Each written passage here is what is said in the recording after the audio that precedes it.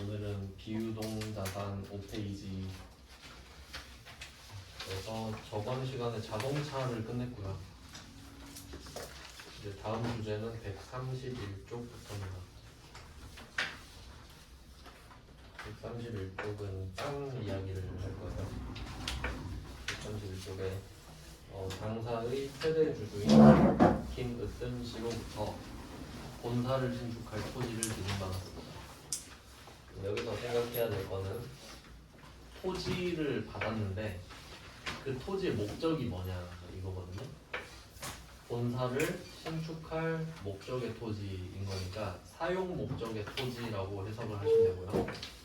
그러니까 이제 토지를 뭐 샀거나 받았을 때 토지라는 말 때문에 토지가 되는 건 아니죠.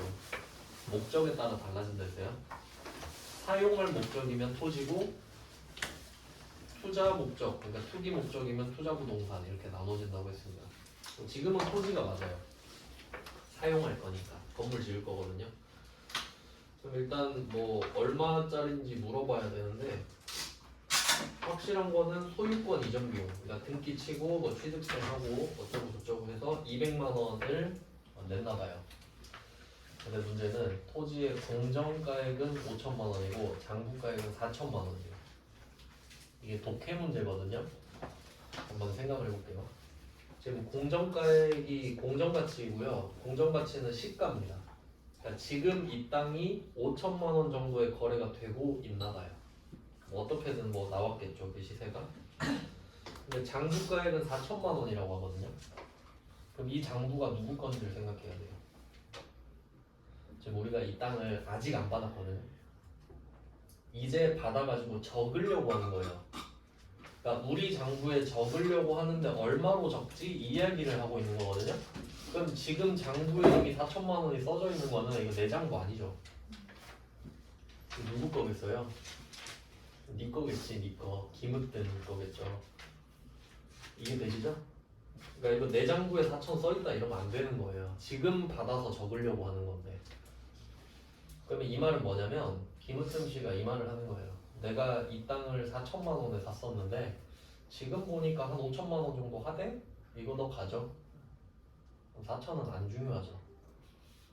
4천만 원은 X표를 치시면 됩니다. 네 장부에는 관심이 없거든요. 내 장부에 얼마를 적을지가 중요한 거니까. 그래서 일단 토지가 5천만 원짜리가 생겼다라고 보면 되겠네요. 그러니까 되게 따져야 될 게 많죠. 첫 번째, 목적이 뭐냐? 개정 과목이 뭐냐? 나 이 땅에다 본사 지을 건데 그래서 토지죠. 투기용이면 투자부동산. 네, 뭐 대주주가 투기하라고 주진 않았겠죠. 목적을 말을 안 해도 토지라고 간주하시면 될 것 같습니다. 네, 일단 두 개를 봤어요. 목적은 사용 목적, 토지. 얼마냐 하니까 지금 시세가 5천. 제가 뭐 말씀드렸던 게 그 내가 쓴 돈, 지출한 금액이 있으면은 그걸 베이스로 하는데 지금 지출한 금액이 없잖아요. 그러니까 뭐 빵원을 쓸 수는 없으니 그럼 얼마 정도 하나요 시세가? 물어보니까 5천 정도 한대. 그럼 이거를 공짜로 받은 거죠. 근데 이게 자산 수준 이익이 됩니다. 한번 봤었죠.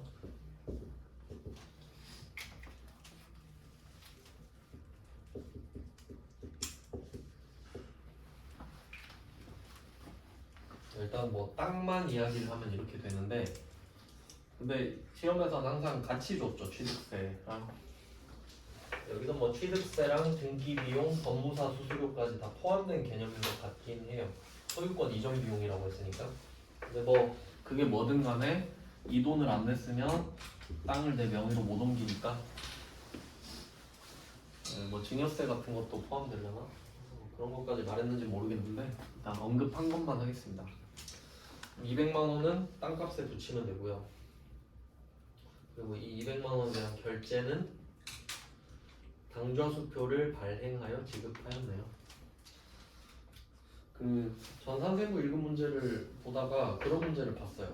그 여기서 당좌수표를 발행하여 지급하였다 돼 있는데 당좌라는 글씨 빼고 말씀드린 적은 있었죠. 그냥 수표를 발행하여 지급하였다 이런 문제가 있었더라고요. 그래도 그건 당좌 수표인 거 아셔야 되죠. 왜냐면 당좌 수표밖에 우리가 발행을 못하니까. 자기압 수표는 은행만 발행할 수 있다 했죠. 당좌 예금.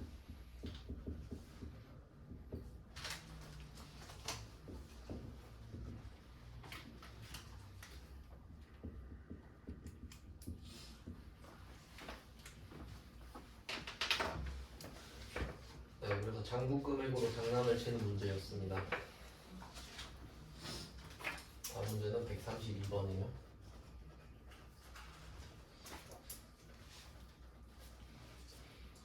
132번은 문제 좀 기네요. 4점짜리이기도 하고요. 전자제품 제조 공장 관련 토지. 이번에는 공장 관련 토지니까 공장을 지을 건가 봐요. 얘도 토지이겠네요. 유시진으로부터 구입을 하고 9월 29일에 지급한 계약금을 제외한 나머지 잔금 9천만 원. 그럼 그 전에 계약금을 뭐 거래를 했던 것 같은데 지급한 계약금이죠. 계약금은 내가 줄 수도 있고 받을 수도 있습니다. 그러면 주는 거면 선급금이고 받은 거면 선수금일 겁니다. 그러니까 선급금이 100만 원 있다, 1000만 원 있다 이 얘기를 하는 거거든요. 그리고 그 전에 회계를 생각해 보면은 우리가 선급금 쪽으로 1000만 원을 줬다. 여기서 알 수 있는 거는 1000만 원을 계약금으로 줬다는 알 수 있지만 그 1000만 원을 뭘로 결제했는지는 알 수가 없습니다. 뭐 어음으로 줬는지 근데 뭐 그건 상관없죠. 그냥 뭐 현금으로 줬다고 가정하고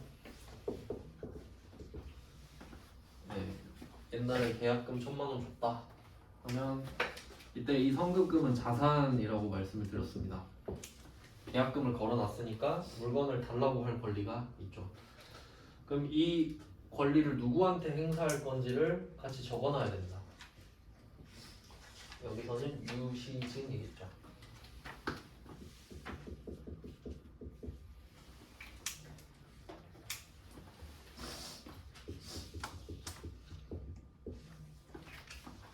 일단 계약금 준 거 이건 옛날에 끝났던 겁니다. 지금 답이 아니라 이거는 전에 이렇게 해놨을 거예요.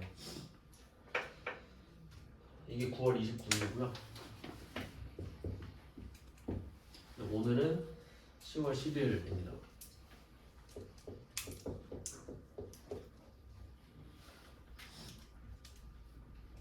그럼 계약금 1000만 원 빼고 잔금이 9천만 원이면은 토지가 1억이라는 소리죠. 목적은 공장 건설 목적이니까 개정권 토지고 금액은 1억입니다. 1억은 참고로 0이 8개입니다. 만이 10,000개 있는 거거든요. 10,000원짜리 10,000장. 1억이죠. 그럼 이 1억짜리를 어떻게 결제를 했냐고 하니까 일단 선급금으로 퉁치고 선급금 1000만 원 퉁치고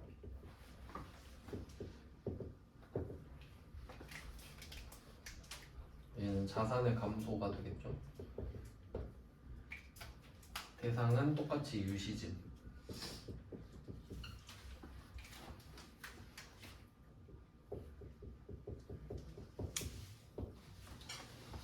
네, 1억짜리에 대해서 일단 계약금 1000만 원으로 퉁치고 나머지 9천만 원은 보통이금. 이게 좀 지금 복잡한 구조로 됐는데 하나씩 해결하라고 말씀드렸었죠.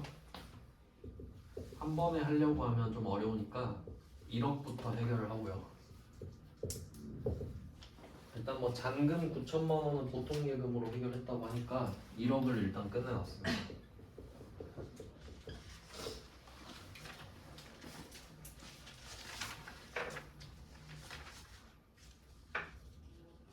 네, 일단 그렇고 그 다음에 취득세 300을 보통 예금으로 또 준 거거든요. 취득세 300. 그럼 여기에다가 300을 얹고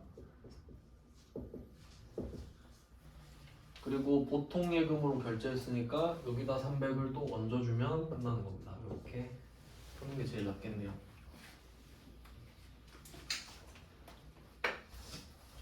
그럼 차변 대변은 각각 1억 300만 원이에요.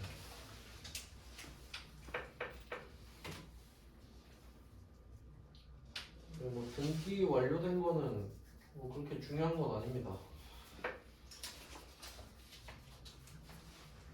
취득세를 내야 등기를 할 수 있습니다. 네, 뭐 하나의 점표로 하라고 하니까 이렇게 했고요.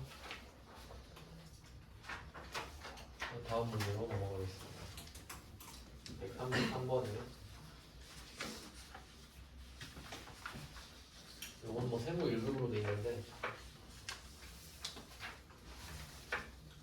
공장 건설용 토지를 매입하면서 이것도 그 비슷한 패턴 많이 봤죠? 토지를 매입하면서 공장 건설용 토지를 매입하면서 답은 토지겠죠. 그 다음에 공채가 또 나왔네요.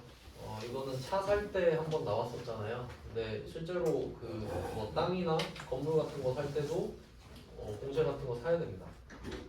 세무 1급에서 다루고 있는 건데 그 아래 단계에서는 보통 그 자동차만 언급을 하는데 이게 땅에 나온 게 처음 봐가지고 같이 넣어봤어요 그냥. 밑에 뭐 똑같은 패턴으로 푸시면 됩니다. 공채 대금 180만 원은 현금으로 지급을 했어요. 이게 실제로 쓴 돈이죠. 지출한 금액이 회계에서는 제일 중요하다고 말씀드렸는데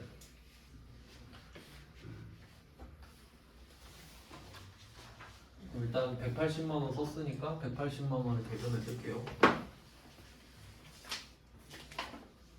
현금으로 냈대요.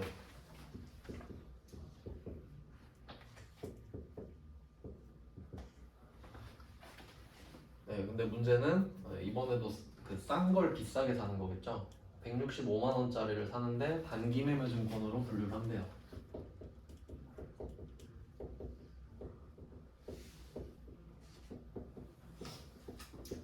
이건 예외라고 말씀을 드렸습니다.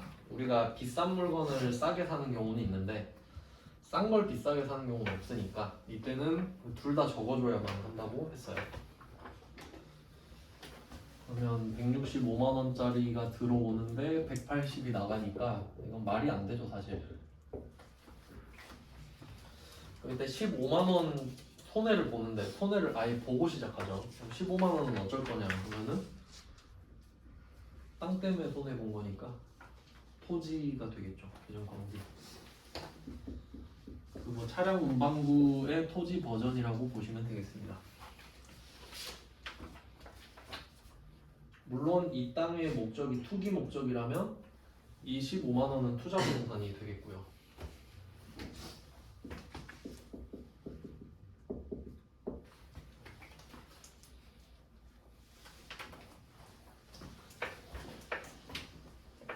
네, 뭐 이렇게 해서 지금 땅 관련된 이야기를 하고 있네요. 다 토지라는 계정 과목이 돼야 되니까 목적이 다 사용 목적이라고 나올 겁니다. 이렇게 해서 133번도 봤고요. 세무 1급이지만 어렵진 않았습니다. 그 다음에 134번 문제인데 앞에서 그 자동차 이후에 자동차세 이야기 했었는데 자동차세가 엄밀히 따지면 재산세는 아닌데 비슷하다고 보거든요. 저는 차를 가졌기 때문에 세금을 내잖아요. 재산세도 마찬가지로 부동산 갖고 있으면 재산세 내거든요. 지방세입니다. 네, 뭐 재산세를 내는 거죠. 영업부 토지랑 제조부 토지. 근데 여기서는 그 토지라는 것 자체가 땅을 가리키긴 하는데 여기서는 문맥상 계정 과목 토지라고 해석을 하셔도 될 것 같습니다. 문맥상이요. 왜냐면 영업부 토지랑 제조부 토지면은 영업부에서 쓰는 토지, 제조부에서 쓰는 토지니까 뭐 그 정도 해석하시면 되고. 그럼 이게 둘 다 세금인데 제가 취득세랑 자동차세 비교해드렸었죠. 취득세랑 자동차세. 그러니까 약간 간략하게 설명을 해보면은 여기가 취득 시점이라고 해볼게요. 시간이 왼쪽에서 오른쪽으로 가는데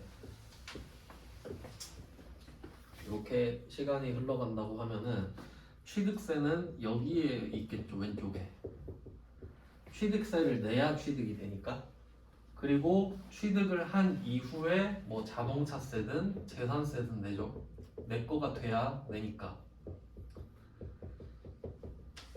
그래서 이때 이 취득세 같은 경우는 취득을 하기 위해 내는 거니까 그 특정 자산에 붙이는 거고요. 계정 과목이 자산이죠.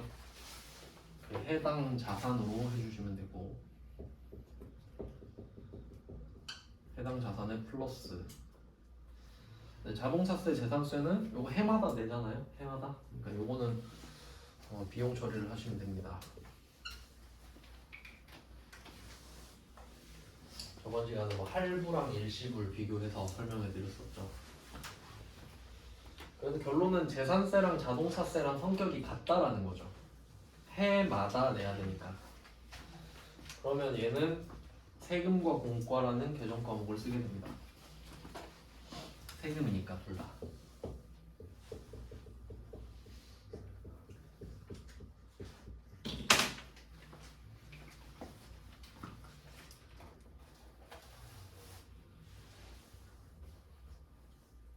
뭐 어려운 건 아니죠. 그냥 재산세는 세금과 공과다. 그러니까 재산세가 취득 부대 비용이 될 수가 없다라는 걸 이해하셔야 된다는 거예요. 취득세는 반드시 취득 부대 비용이고. 다음은 135번입니다. 이제 땅 쪽은 끝났고요. 땅 단독 주제는 끝났고, 135번 문제 같은 경우는 토지와 건물을 7천만 원에 일괄 취득했다라고 돼 있거든요. 그러니까 토지에 건물이 붙어 있는 거를 같이 산 거예요.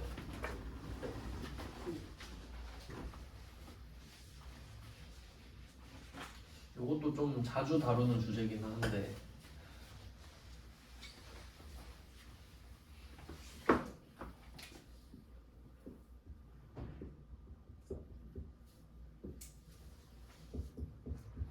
요거는 상황을 잘 이해하셔야 됩니다. 이걸로 장난 많이 치거든요. 토지랑 건물이 붙어 있죠. 당연히 이거를 같이 거래하거든요.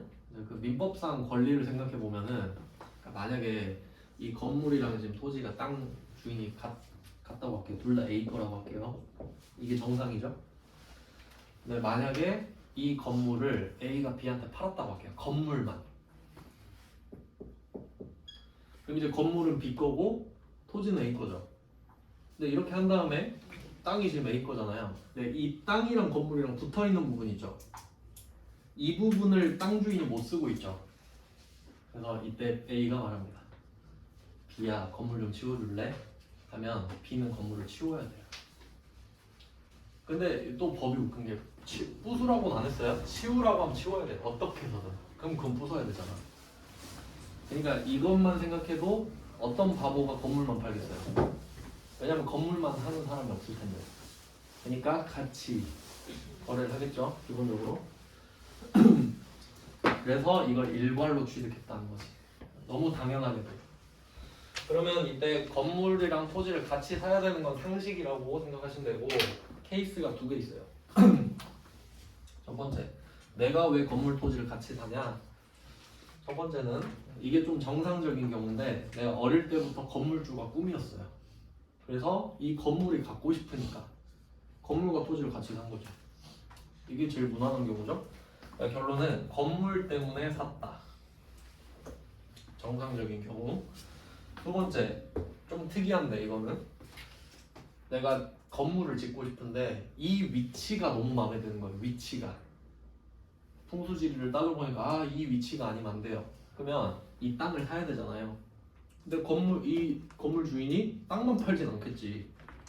그러니까 그냥 같이 사는 거지. 그냥 아유 저거 철거하고 짓지 뭐 하고 토지 때문에 사는 경우. 이거밖에 없죠. 그러니까 이 상황을 이해를 하셔야 된다. 일단 이 두 개를 세트로 사는 거는 팩트고요. 그럼 왜 샀냐 물어보면은 건물 때문에, 토지 때문에 이렇게 대답이 나올 수 있지. 그러면 이때 건물 때문에 샀다고 하면 우리한테는 건물도 의미가 있고 토지도 의미가 있겠죠. 왜냐면 토지도 나름 의미 있잖아요. 그 실제로 그 서울에 그 빌라 같은 거, 빌라가 인기가 없잖아요. 아파트는 가격 방어가 되고 오르기도 하지만 빌라는 그럴 일이 없잖아요. 그러니까 오히려 아주 오래된 빌라를 사는 사람도 있어요. 왜냐면 그 땅 가치 때문에. 아, 빌라는 필요 없고 난 그 땅을 갖겠다 이거지. 그래서 재개발 같은 거 노리는 사람 있잖아요. 뭐 그런 원리예요. 그래서 난 뭐 땅이 좋아, 건물이 좋아 이럴 수 있다는 거지. 그럼 건물이 좋은 사람은 건물도 가치가 있고 땅도 가치가 있죠. 그래서 이 사람들은 살 때 계정 과목이 두 개입니다. 건물도 사고 땅도 샀기 때문에 둘 다 가치가 있죠. 네, 아파트 같은 경우는 보통 아파트만 거래를 한다 생각하시는데 그 사면은 그 아파트가 위로 길잖아요. 뭐 중요한 건 아닌데 만약에 이게 20층이잖아요. 이 면적을 20분의 1로 나누는 거예요. 그만큼을 갖게 돼요. 그러니까 아파트 사면 저절로 딸려 들어와요. 내가 안 사도 가치 있다고 그냥. 그러니까 아파트 사는 분은 잘 몰라요, 땅. 그냥 그래요. 그러면 내가 땅만 보고 샀어요. 이거 잘 생각해야 돼요. 그러니까 이게 회계는 Y라 그랬잖아요. Y랑 Y를 나눠봅시다. 땅 때문에 샀을 때.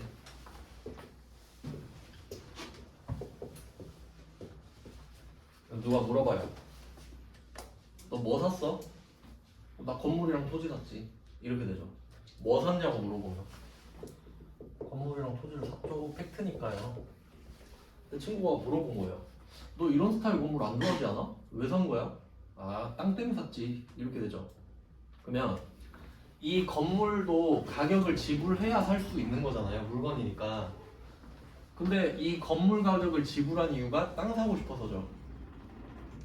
그러니까 이 건물 값도 토지가 돼요. 그러니까 이때 계정 과목이 토지밖에 안 나온다는 소리예요.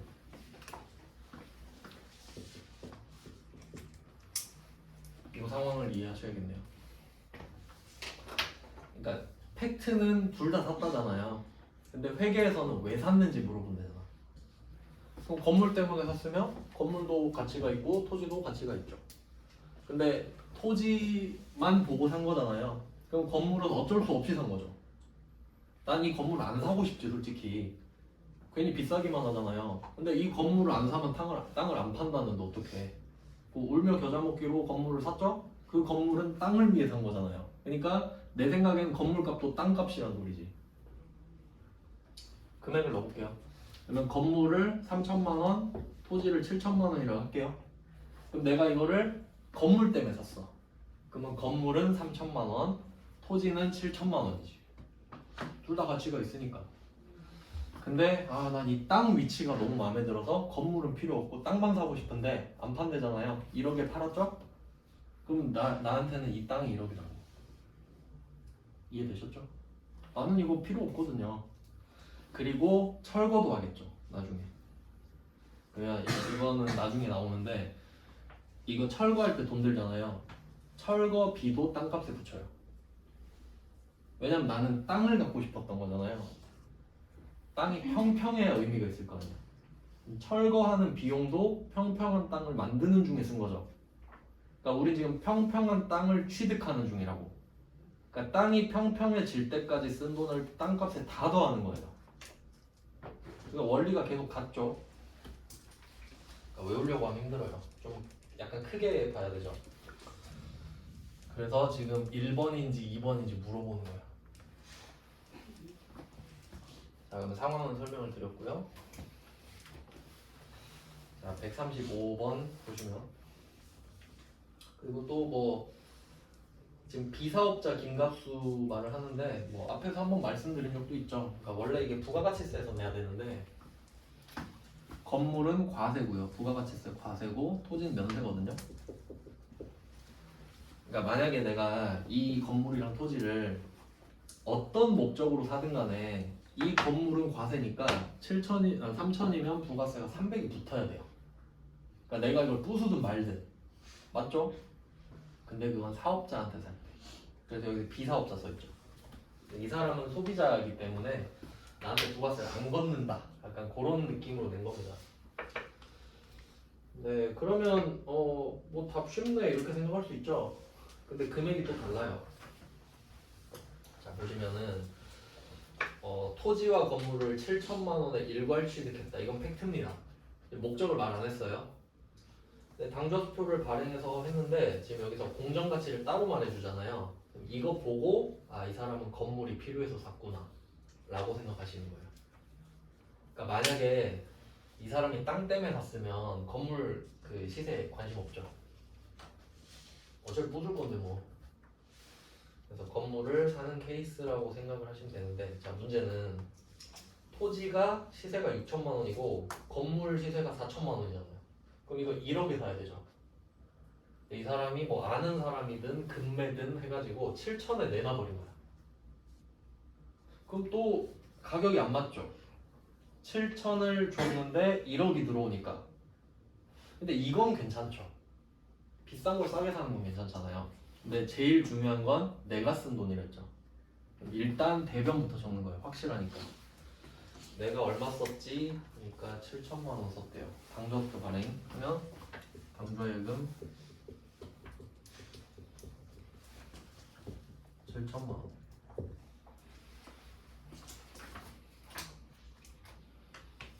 이건 안 어렵죠?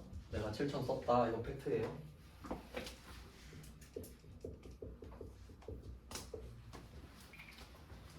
근데 보통 이제 차변을 좀 어려워하는데 이거는 뭐 예시를 말씀드렸어요. 그러면 차변에 보통 상식적으로 생각하면 1억을 적고 싶잖아요. 1억짜리를 샀으니까. 하지만 회계는 보수적이고 사면서 수익을 느끼지 않는다라고 말씀드렸거든요. 그러니까 실제로는 기분이 좋겠지. 3천만 원어치. 근데 회계에서는 그걸 1억으로 만들고 싶으면은 이걸 7천, 1억짜리를 7천에 살 때는 7천으로 적고 팔아라. 이렇게. 그럼 그때 3천만 원 수익을 인식하겠다. 요런 구조라고 말씀드렸어요. 그러니까 보수적이라는 거죠. 팔 때 인정해주지 살 때는 인정 안 한다 이거예요. 근데 문제는 가격이 안 맞잖아요. 그럼 요거는 가장 합리적인 방법을 써야 되는데, 그러니까 지금 내가 쓴 돈이 7천만 원 있잖아요. 이게 나한테 100%입니다. 내가 쓴 돈의 100%잖아요. 자, 그리고 차변은 또 100%가 1억입니다. 맞죠? 1억도 100%, 7천만 원도 100%. 자, 그러면 6천만 원으로 갈게요. 6천만 원. 그럼 이게 60%죠. 1억 중에 6천이니까. 그러니까 둘이 합치면 1억인데 그 중에 60%, 그 중에 40%잖아요. 여기까지 됐죠? 그럼 또 내가 쓴 돈이 100%죠? 그럼 얘한테 60%를 주는 거야. 4,200만 원이죠? 60% 하면은 그게 토지. 그러니까 60%만 갖고 오는 거예요. 그러니까 토지가 1억 중에 6천만 원이잖아요. 그럼 60%잖아요. 그러니까 6천만 원이 안 되니까 토지 6천, 건물 1,000 이렇게 쓸 수는 없잖아요. 그러니까 퍼센트만 갖고 온다고. 아, 네가 6천만 원인데 아 100% 중에 60%구나. 그러면 내 돈 100% 중에 60%만 인식을 할게. 비율대로 가는 거죠. 이게 제일 합리적이죠. 비율대로 가는 게. 그래서 토지는 4,200만 원이 돼요. 퍼센테이지만 갖고 와가지고 60%라는 거죠.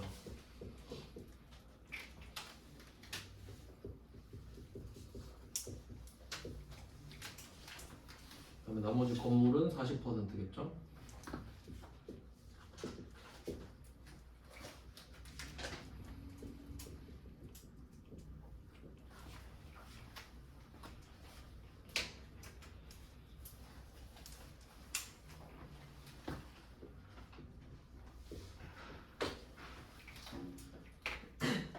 지금 이 상황을 비율에 맞춰서 나누고 있잖아요. 이걸 안분이라고 합니다. 비율대로 쪼개는 걸 안분이라고 해요.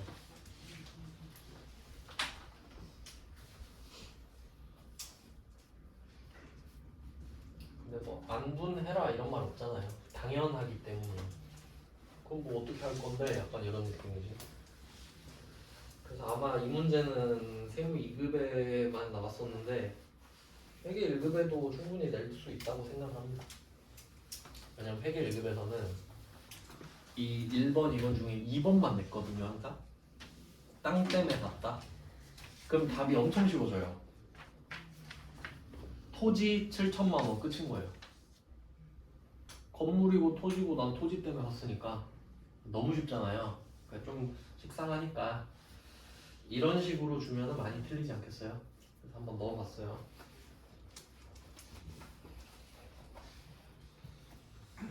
네, 135번을 해봤고요. 그러니까 이게 133번이랑 135번은 정반대 상황이죠. 135번은 비싼 걸 싸게 샀고 133번은 싼 걸 비싸게 샀잖아요. 이제 그럴 때 회계의 태도를 좀 보라는 거죠. 네, 뭐 그렇게 비교해 보시면 좋고 이제 땅이랑 건물이 같이 나왔죠. 이제 건물로 자연스럽게 넘어가려고 하는데 136번을 볼게요. 136번은 공장 건물을 신축하기 위하여 서산 개발로부터 건물과 건물에 부수되는 토지를 일괄 구입했다. 건물을 즉시 철거했다. 네, 이거 상황 한번 생각해봐요. 이게 독해력이 항상 중요한데 여기서 가장 중요한 거는 건물과 건물에 부수되는 토지를 일괄 구입. 그럼 이거 아니 같은 거 읽고 있구나. 죄송해요. 136번 봐야 되는데 아 이거 맞네? 아 135번이랑 136번이랑 똑같은 상황이에요. 맞죠?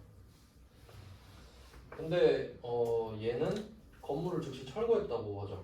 그 이유가 뭐냐라고 하면은 맨 앞에 공장 건물을 신축하기 위하여라고 돼 있죠.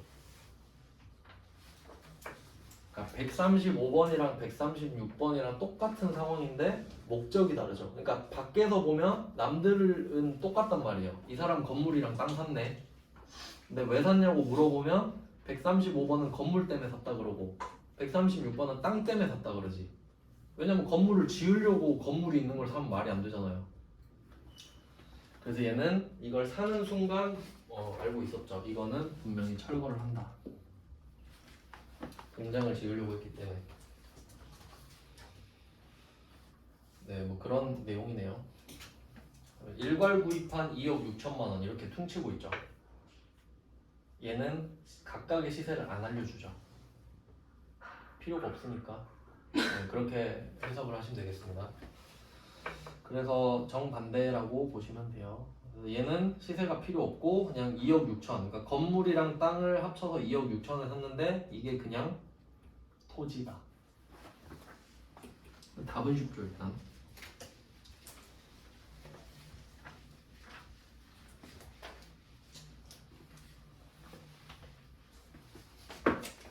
얘는 건물이 얼마고 토지가 얼마고 상관없고 그냥 토지가 2억 6천이다.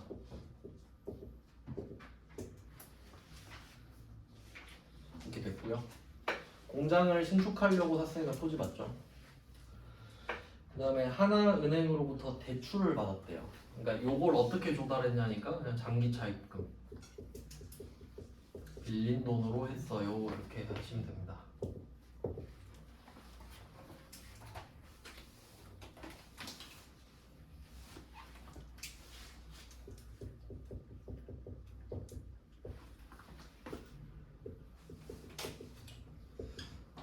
뭐 이제 대여금이나 차입금 같은 경우는 2년 넘으면 무조건 장기라고 했으니까 5년은 볼 필요도 없죠. 5년은 장기죠 당연히.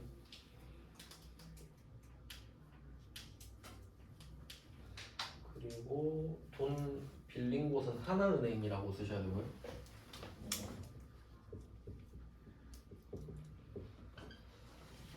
돈을 빌린 거기 때문에 그러니까 이 땅을 결국 외상으로 산 건데요. 근데 뭐 외상으로 사는 것도 두 가지가 있죠. 그러니까 지금 이 땅을 서산개발한테 사고 있어요. 근데 이 사람한테 다이렉트로 외상을 하면 미지급금 서산개발이 될 겁니다. 그냥 이 사람한테 그냥 외상을 해달라고 했으면 어음을 줘도 마찬가지고요. 어음을 줘도 미지급금이고.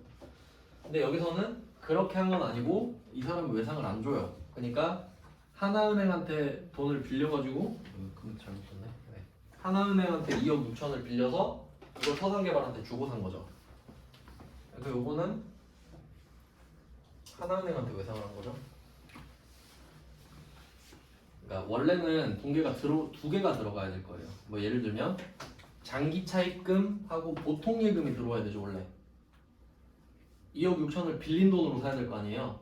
그러면 장기 차입금 2억 6천, 보통 예금 2억 6천 이렇게 왔다고 할게요.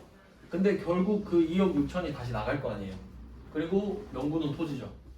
어차피 보통 예금이 차변대변 한 번씩 나오니까 그냥 제껴버린 거죠. 그냥. 결과적으로 쓴 겁니다. 그냥. 네, 그 다음에 137번이에요. 137번은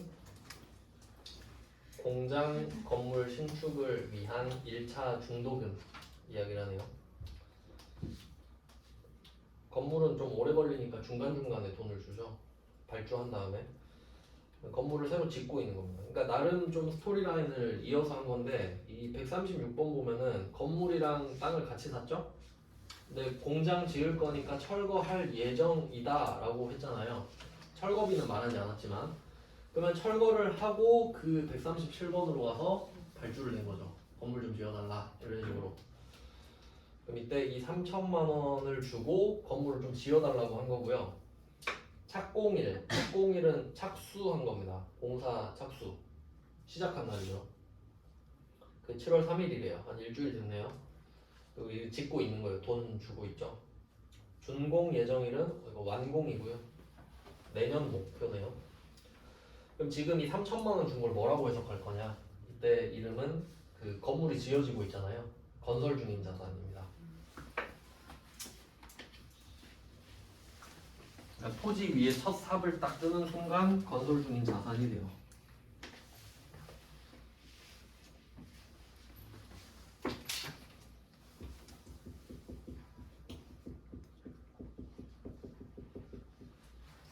짓고 있으니까 우리 건설 중인 자산은 감가상각을 안 한다고 했습니다. 사용하지 않으니까 가치가 안 떨어지죠. 자기압수표가 나오네요. 자기압수표는 현금이랑 똑같죠.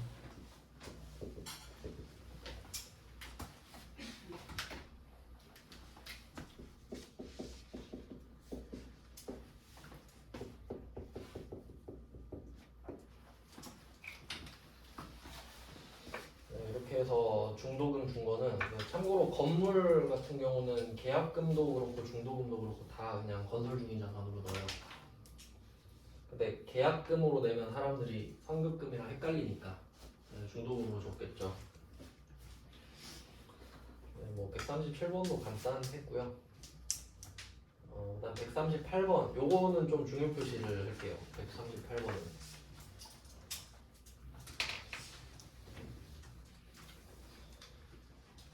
138번은 공장의 신축을 위한 특정 차입금이라고 이야기를 하는데 이제 돈 빌리는 걸 이제 차입금이라고 하죠. 빌린 돈을.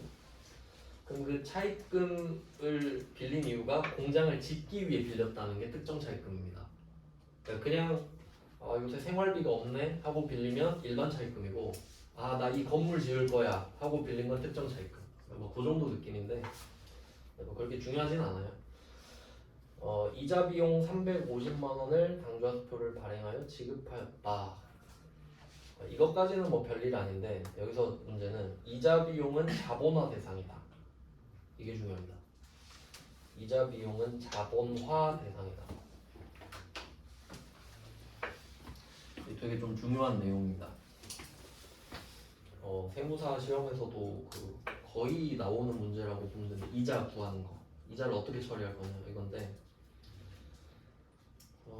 일단 350만 원래 금액 구하는 것도 문제인데 금액은 알려줬고요. 자본화라는 말을 먼저 한번 볼게요. 우리가 돈을 쓰면 자산이 감소합니다. 소비를 하면 자산이 줄어들죠. 뭐 현금이 줄든 보통 예금이 줄든 뭐든 줄 거예요. 그럼 이때 나한테 들어오는 물건을 뭐라고 부를 거냐 이건데 두 가지로 봅니다.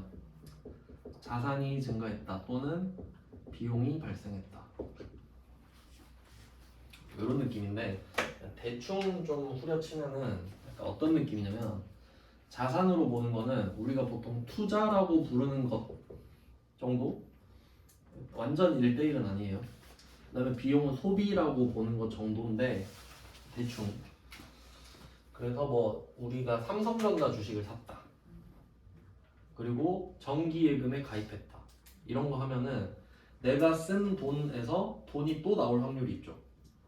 삼성전자 주식 가격이 오를 수도 있고 배당받을 수도 있고 정기예금 가입하면 이자 받을 수도 있죠. 그러니까 그 자산이라는 말 자체가 산자가 낳을 산이란 말이에요. 그러니까 돈이 돈을 낳는다고. 그런 것들은 투자하니까 자산 이렇게 보거든요. 근데 그냥 뭐 밥 사 먹었다. 밥 사 먹은 거 그냥 없어졌잖아요. 뭐 그런 거 소비 이런 느낌인데 그러니까 크게 우리의 소비 형태는 두 개가 있다는 거죠. 자산이냐 비용이냐. 그러니까 남느냐 없어졌느냐 이 정도 느낌인데 그럼 지금 이자 냈죠. 이자를 냈잖아요. 그럼 이자의 느낌을 한번 찾아보세요. 비용이잖아요. 이자 내면 돈 없어지죠. 그리고 이렇게 생각할 수도 있죠. 내가 돈이 많으면 돈을 안 빌려도 됐고 이자를 안 내도 됐겠네. 근데 돈이 없으니까 돈 빌리고 이자 내고 있죠. 그렇게 하면 진짜 또 비용이에요. 근데 여기서 자본화라는 말이 나왔죠. 그럼 우리 선택권에서 자산 비용밖에 없거든요. 그럼 자본화라는 말을 해석을 해보면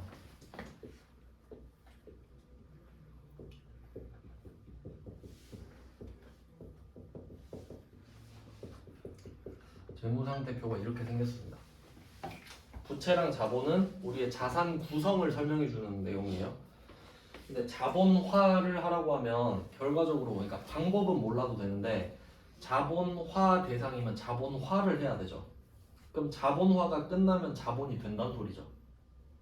그럼 350만 원을 자본화해라 이 말은 350만 원이 자본이 늘어난다는 소리죠. 그럼 자본을 한번 늘려볼게요. 어떻게 했는지 모르겠지만 자본이 늘어났어요. 그러면 자산도 늘어나요. 맞죠? 근데 왜 자산화라고 안 하냐? 자산화라고 하잖아요. 그럼 자산이 350만 원이 는 거죠. 그러면 자산이 350만 원이 늘면 사람들이 물어봐요. 부채가 늘었는지 자본이 늘었는지. 자산은 부채와 자본의 합이니까. 그러니까 자산이 늘었어. 그러면 부채가 는 거야? 자본이 는 거야? 그럼 또 대답해야 되죠. 근데 그냥 그럴까봐 자본이 늘었어 하면 끝나죠. 그럼 사람들이 자산이 늘었겠군 이것까지 생각하잖아요. 그러니까 안 갚아도 되는 자산이 늘었다라고 말하는 거예요. 자본화는. 그러니까 당연히 자산 이야기를 하는 거죠. 그래서 이 이야기를 하는 거네요. 자본화 대상. 자산이 늘었다고. 일단 상황은 그래요. 근데 지금 이게 이자잖아요. 요게 좀 헷갈리니까 지급이자라고 말할게요. 지급이자. 우리가 이자를 주는 상황. 그러니까 계정 과목 말고 그냥 우리가 이자를 갚고 있는 상황 자체를 지급이자라고 불러보겠습니다. 그럼 이게 자본화라는 말이 있으니까 자산으로도 할 수 있다는 말이잖아요. 일단. 그러면 우리는 이렇게 생각할 수 있죠. 이거를 비용으로도 할 수 있고 자산으로도 할 수 있나 정도로. 근데 비용으로 처리를 하는 거는 사실 설명이 필요 없죠. 이자는 그냥 딱 봐도 비용이니까. 근데 이때 쓰는 계정 과목이 이자 비용입니다. 그러니까 요것 때문에 제가 구분해서 말하는 거예요. 지급이자는 내가 이자를 주는 상황 자체를 말합니다. 그리고 이자 비용은 그 이자를 비용 처리했을 때 쓰는 계정 과목을 말하고. 이건 안 어렵죠. 근데 자산은 어떻게 하냐? 일단 결과만 알려드리고 좀 쉴게요. 그러니까 논리가 이거예요. 이자가 비용인데 왜 자산이 되냐 하니까 우리가 이렇게 말해요. 내가 이 돈을 안 빌렸으면 이 건물을 못 지었다 이거지. 그건 맞는 말이죠. 특정 차입금이니까. 그럼 그 빌린 돈에서 나온 이자도 건물값에 붙일 수 있어야지. 뭐 그런 논리예요. 약간 궤변 같긴 한데 하지만 회계는 상관없어요. 왠지 생각해 볼게요. 감가상각이 있으니까. 감가상각이 있으니까 상관이 없어. 그러니까 어차피 이 이자를 지금 비용 처리하면 비용 350만 원이 되죠. 근데 이거를 이 방금 말씀드린 궤변의 논리로 아니 이거 이 돈 없으면 건물 못 지었으니까 이 이자도 건물값에 붙일게요. 회계는 그래라 이래요. 그럼 비용 안 잡고 자산으로 잡는 게 좋은 거 아니에요? 이렇게 말할 수 있죠. 근데 이 건물을 10년 동안 쓴다고 할게요. 그럼 350만 원을 건물값에 붙였죠. 그럼 이 건물을 10년 동안 N방을 칠 때 35만 원씩 더 비용 처리를 하는 거예요. 그러니까 어차피 조삼모사다 이거지. 그러니까 1년 차의 비용을 350을 다 털래. 그러니까 일시불로 할래. 아니면 10개월 할부로 갈래. 어차피 총액은 똑같잖아요. 그러니까 결과가 같으니까 선택권을 주는 거예요. 이게 중요한 포인트예요. 선택권을 준다라는 게 중요한 거예요. 왜 선택권을 주냐? 이걸 고르든 저걸 고르든 똑같으니까. 그러니까 예를 들어봐요. 그 조삼모사라는 말 있잖아요. 원숭이한테 사과 4개 주고 3개 줄게 이러니까 이렇게 하다가 3개 주고 4개 줄게 이러니까 좋아했다. 뭐 이런 거 아니에요? 결과가 같죠? 근데 뭐 이렇게 되면 결과가 똑같잖아요. 근데 총 7개죠? 그럼 누구한테 7개 줄까 6개 줄까 하면 당연히 7개 고르지. 그럼 이게 선택권이 무슨 의미가 있어요? 아무도 이걸 안 고를 텐데. 그러니까 고를 수 있다는 건 똑같다는 겁니다. 결과가. 그러니까 결론은 비용 처리를 해라 이 말은 일시불로 긁어라. 350을 지금 비용 처리해라. 네가 다 감당해라. 근데 자산으로 해달라 이 말은 할부 좀 하게 해주세요 이 말이에요. 그러니까 회계는 그래 할부 해줄게 뭐 이런 느낌이거든요. 그러면 이때 자산이 또 2개예요. 왜냐면 지금 건물을 짓고 있는 이야기를 하잖아요. 방금처럼 건물을 짓고 있는데 이자를 냈을 수도 있죠. 그럼 그 이자는 건설 중인 자산이겠지. 근데 완성이 된 후에 이 빌린 돈의 이자를 낼 수도 있죠. 그럼 건물이거든요. 그러니까 답이 3개가 되지.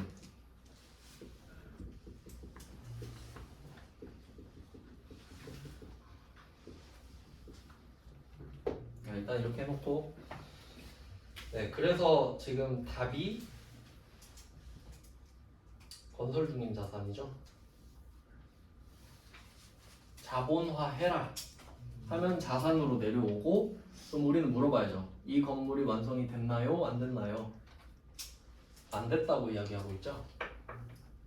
내년에 준공이 되고 있으니까 내년 완공이면 지금 짓고 있다는 소리니까 답이 건설 중인 자산 350만 원, 당좌예금 350만 원이 됩니다. 이렇게 해놓고 좀 쉬다가 계속 보겠습니다.